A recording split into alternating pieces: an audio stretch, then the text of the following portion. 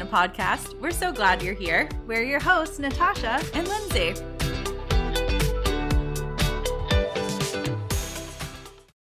Hello again.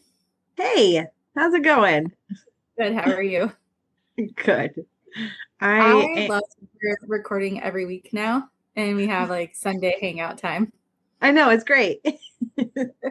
I'm What a people fan. don't know is the before and after is us talking, and then after hanging up and FaceTiming each other for a few minutes to talk about how it went. Yep, that's how it goes. It's my favorite. It's so good. What is not my favorite is that we're getting another, well, I don't know about you, but my zone is in the 3 to 9 inches of snow. And Yeah, mine's in the 6 to 8, so I'm not a fan of that. We just got 6 inches on Friday, so maybe it wasn't. No, it could have been at least 6 inches on Friday, because when I shoveled my driveway, there was a lot of snow. So yeah, here we we are. got 6 inches too, and here we are, another day. Okay, so here's the thing. Emotionally, I'm in spring. So when you keep telling me that more snow is coming, the more devastated I become, because I don't want to do it anymore. I feel that. Yeah. What did I send you the other day? We're like 2 weeks away from daylight savings time, so the days will get longer, and then I think we're like 20-ish days away from spring actually being spring. So I'm gonna need the snow to wrap it up. And this week, the only free day of snow is Tuesday, and then Wednesday, Thursday, Friday slammed. Can't catch a break. And so we if you live in New England, you understand that like this winter has been what it used to be. Like this is a normal winter for New England, but we've been spoiled for like the last 5 years, and we haven't been getting snow in December or January. Really, it would only start to snow sometimes in February. So to have 2 solid months of snow, and now we're into February, like we're at the end of February going into March, and it's not letting up. It's just too much for my brain. I agree. But the good news is we're going into our next love language, which has nothing to do with snow. So I'm pumped to go dive into acts of service this week, because this one is one I rank pretty high in. And I think you do too, right? Yeah, it was my number one. Yes, I was looking over some of the notes and I was like, yep, this tracks. I have a lot of notes. I love it. Yeah, no, I am excited to talk about this one. I think the book was hard in full transparency for me because it was very marriage based on acts of service. The whole book is very marriage based, but I felt like the other chapters, it was easier to pull out ways to incorporate them into friendship. This one was a little less easy for me to do that. No, I agree. That's why I texted you earlier this week and was like, should we do 2 of the languages in 1 week? Because I'm not sure we're gonna have enough to pull from, because it was so heavily focused on a romantic relationship. And so I think that while we dive into it, we've tried our best to pull out ways that we can do it in relationship. But I think it was also really helpful to try to think through it in a way that was non-romantic, because it's still helpful either way to know how to relate to our friends who acts of service is their love language.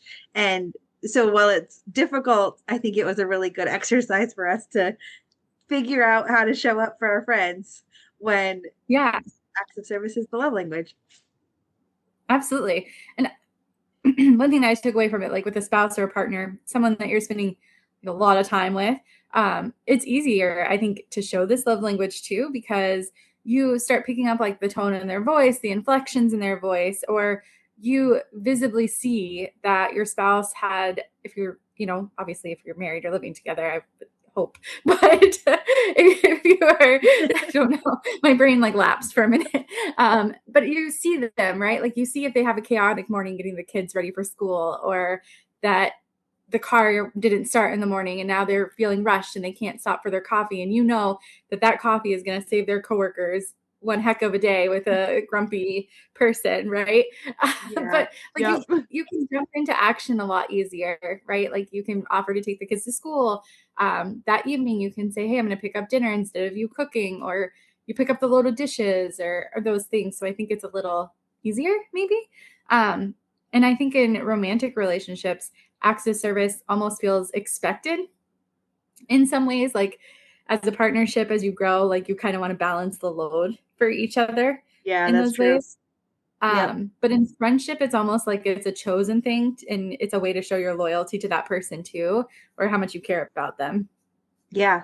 I couldn't agree with that more. And I think that it also, when you do choose to show up in this way, I think that it just speaks so much more volume because you are going out of your way to lighten the load or help in a very practical way that you don't have to. Like, because we're going to do this at our own house, right?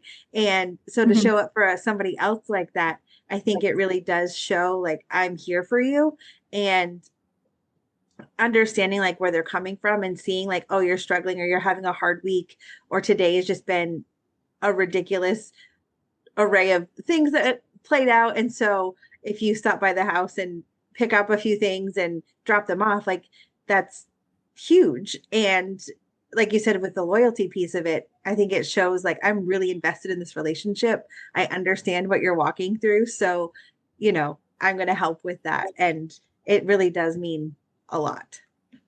Yeah, yeah. I'm going to jump to the bottom of my notes because I think that this is important to remember too. If you are somebody who your love language is receiving acts of service, uh, I think a lot of times that's how you also show love is through acts of service. That just kind of goes hand in hand. And I think you have to be careful to set a boundary when that's your love language as well. And you have to do it from a healthy place and not over giving from obligation to avoid friendship burnout. Like if you feel like, Mm, well, to be their friend and my love language is acts of service, I constantly have to be giving to them. No, that's not reality. Like you no, have to do it in a healthy place and not overwhelming to the other person either, because sometimes that can be overwhelming to someone. Be like, oh, sure. okay, you know. Yeah, It should build connection and not a quiet resentment whenever every time you give to them. And understanding that if it's not their love language, that acts of service might not be given back to you in the same way until they learn how to do that. right. And just because you're Yeah. giving it, and like if acts of service, because oftentimes acts of service or any love language that you have, you tend to give what you're hoping to receive, whether that's intentional or not. Like it's just part of how we're built. And like you said, Yeah. if acts of service is something that you're hoping to receive, you tend to give it that way. Same with words of affirmation. If you're hoping to receive it, you're going to be pretty quick to be like, hey, you're awesome, or you look great today. I love the way your hair is, or that's a really cute outfit, because you're hoping to hear it in return. And so we can't ever put that expectation on other people to show up in a Mm, way that we want, because that might not be how they give or receive love.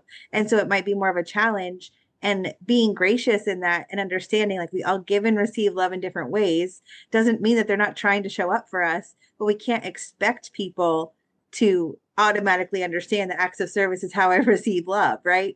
And the right. same, I think, on the flip side of that is true of us. Like when we're giving, we can't take on the burden, especially with acts of service. I think it's really easy for those lines to get blurred, and we could take it on and end up feeling responsible for something that we're not responsible Mm, for. And the phrase I love to use a lot is we're responsible. Um, we can be responsible for somebody, but we're not responsible to them. And so I think that kind of can go hand in hand with acts of service. Like we can give and show love in these ways, but we're not responsible to take on everything. And we're not mm, responsible to show up every time that there's a bad day and do the laundry and pick up the house and all of that. Like, we don't have to do that. It's showing up in those moments when it is hard, but knowing that there doesn't like it's a boundary. You don't have to take on everything to show up for your right. friends and show them love, but showing them in small practical ways over time is perfectly acceptable. Yeah, absolutely. There is that fine line that you have to just be so careful. And if it's fulfilling for you, that's great. But don't burn yourself out just to get that almost. I think that sometimes with love languages, you can do so much that it gives you kind of that endorphin rush of Yeah, like feeling good about yourself.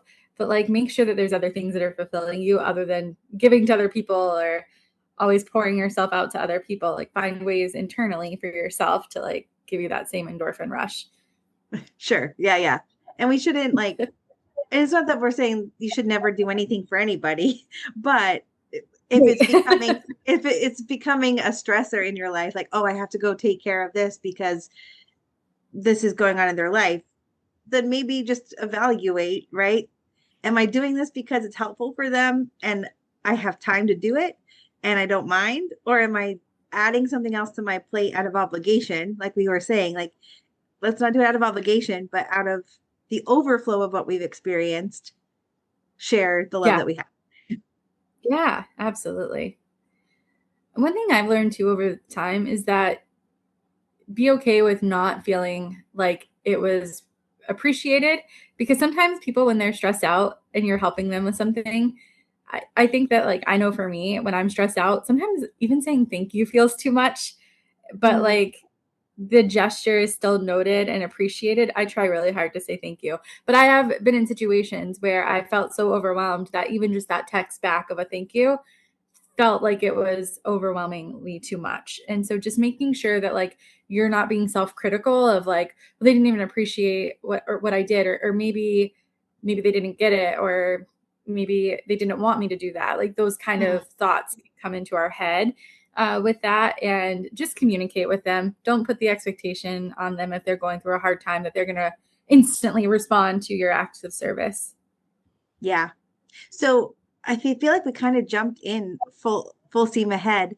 And maybe I missed it, but can we just like explain what acts of service looks like if that's your love language? Yeah. So I think that it looks like pitching in, right? Helping out a friend. So some signs that your friend might have this as a love language is that they frequently do things for others without being asked. They get overwhelmed easily, but rarely ask for help. I am guilty as charged. And that one, I Same. was like, yep, got it. It's super easy to help everybody else, but I'm not going to ask you to come help me. Absolutely not. Absolutely not. Uh, and then I think too, like you notice when somebody's love language is of active service, when you do something for them and it instantly boosts their mood. They don't say it, but like you see the smile and the lightness come back to their face a little bit. You're like, oh yeah, that's That's it. it. That's yeah, That's the thing. that's it. Yes. Or like saying things. I say this all the time. Oh, you didn't have to do that. Instead of thank you. Oh, you didn't have to do that. It's almost like I'm saying like I don't need the help, but I really appreciated the help. And you really didn't have to do that, but I really do appreciate it. Like it's justifying that I didn't need the help internally, but Right. really appreciate it. Yeah. Yes. Yes. So, I think that if you are the person that receives love by doing acts of service, all of those things make life feel so much better. Like one of my pet peeves is when the gas tank is on empty, and my husband knows that, and so he does a lot of the driving because we share a car.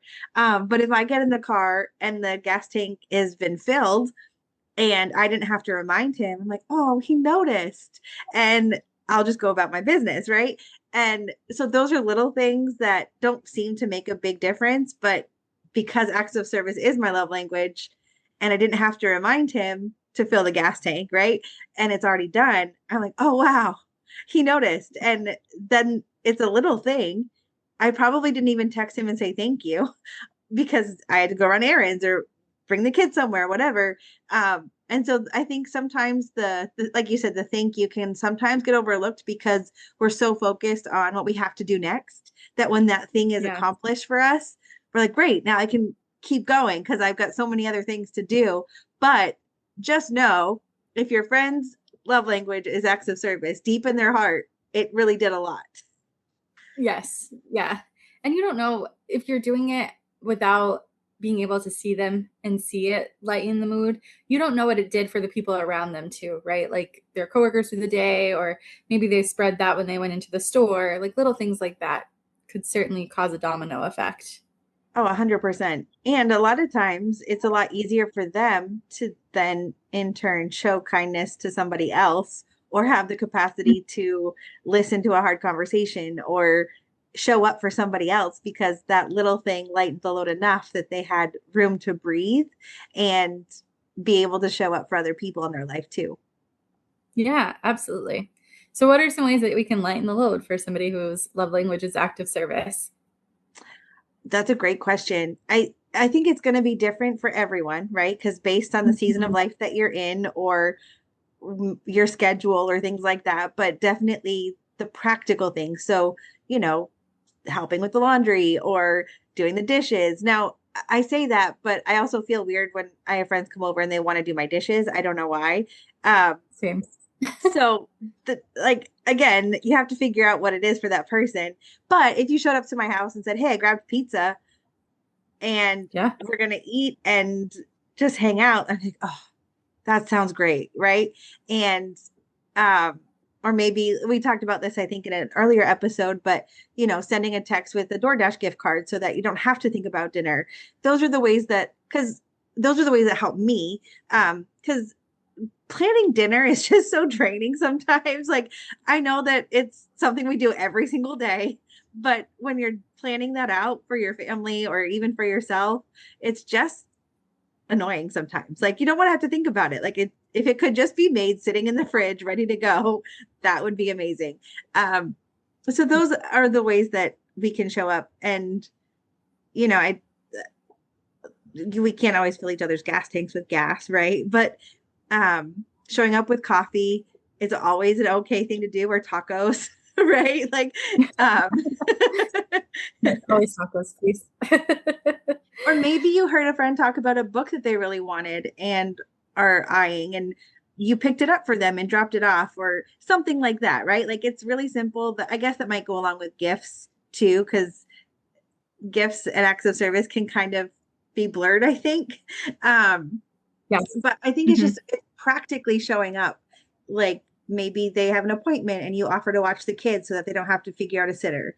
It's um yeah, like practically Yeah, showing up. I think absolutely all of those things, like just filling a need when there's a need. And even I would say anticipating those needs, right? Like if you hear them say, "Oh, I have a really busy day with parent teacher conferences and I don't want to take all the kids." "Oh, hey, I can come over and watch them." "Sure, why not?" Like, Yeah. yeah, So you go do what you need to do.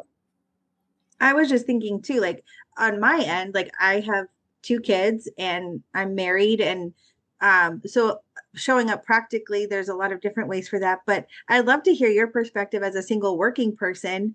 How how is that different? Like what does that look like for you? Because yeah, you have to plan dinner for yourself, but like is it helpful to have a DoorDash gift card sent to you? Like what does it look like for you to receive acts of service from a friend? Yeah. So one of the ways that really stood out was we've talked about this in a previous episode, and like you said, gift giving or gift receiving and acts of service, I really do think go kind of hand in hand.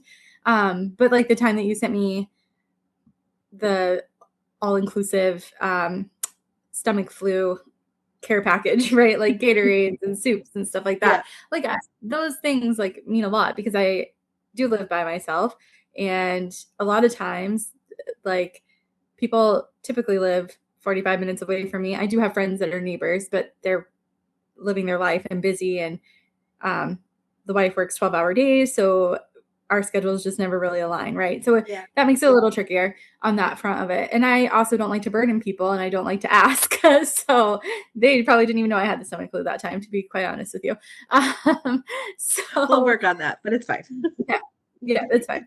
So like things like that definitely mean a lot. I think, another time was that we've talked about this before. Your husband and I worked for the same company together, and we've been friends for a long time. And so he stopped by the office and brought my coworker and I coffees one time, Mhm. and like little things like that just mean a lot because it's like, oh, I was in the area, I thought about my friend, and I'm popping over to and coworkers like those kind of things. And so yeah, I think everything that we've said before can be pretty interchangeable there. I don't have the kid aspect, right? So like offering to watch the kids probably isn't going to be an act of service that I'm going to be able to receive. But just coming over and texting on the way, like maybe we're planning a meal together. Is there something I can grab on the way over? Hmm. Those kind of things definitely, because I'm forgetful, mean a lot because I probably need butter if I'm being honest. The butter, please. Yeah.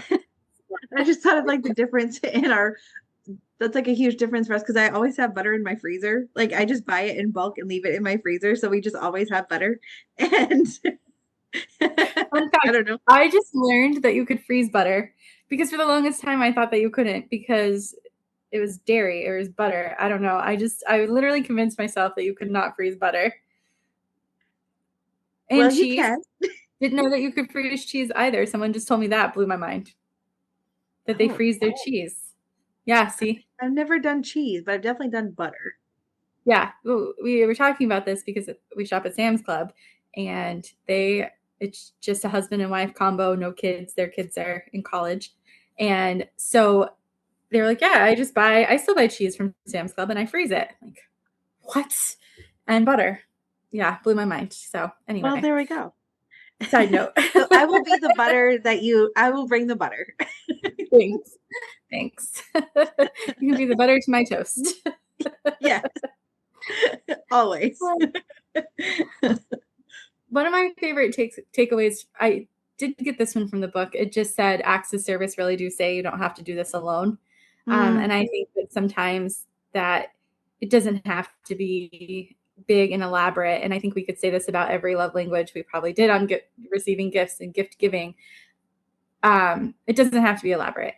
mhm, Those small little moments let the other person know, like, you're not doing this alone. mhm. And like we talked about in gift giving, with the gift of time, I think an act of service can just be sitting with the person. So that pulls in your quality time together, right? And we've said this, like, just because you're high on the roster for one love language doesn't mean that all the others don't come with that and Right. that fill your tank, at different times. And so I think that for me, sometimes an act of service really is like just sitting and saying, how can I be there for you? Mhm. And letting the person like tell you how you can be there for them. And maybe they give you the ideas for the acts of service of what they need. Yeah. And I think too, one of the things that stood out to me about this love language specifically is um, how acts of service really puts the meaning behind all of the words. Like we Mhm. can say all day long that you mean a lot to me, but when you show up in an unexpected way, it really solidifies in my heart, oh, they're really in this. Like Mhm. we're we're really like on the same page, or that really solidifies where I stand in friendship with you, because a lot of times we can say things, but Mhm. our actions don't always line up with what we say, whether intentionally or unintentionally. And when somebody shows up in a way that says, I'm here for you, that really impacts the weight of the words that they've already said.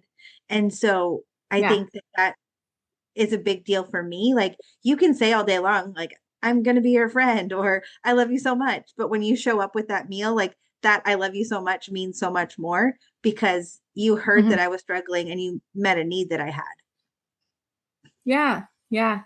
I think another acts of service too could be the like a physical acts of service, and again goes I think hand in hand with quality time, but like going with them to doctor's appointments, like I'm on my own most of the time. So like having someone that when you need it to just sit there with you, like when I was having my gallbladder issues, we talked about this last time, and like you went with me, but then Sonia, the night that I had my really bad attack, sat with me at the hospital till 2 o'clock in the morning, feeding me ice chips and just like advocating when I really couldn't for myself because I was in so much pain. Right. Until I finally was told, okay, like you're having surgery in the morning. And then I told her to leave because it was ridiculously late. At that Right. point, there was nothing else she could do. Right. So, like those moments too, I think for people are just so important so they don't feel alone. Hmm. Absolutely. Yeah.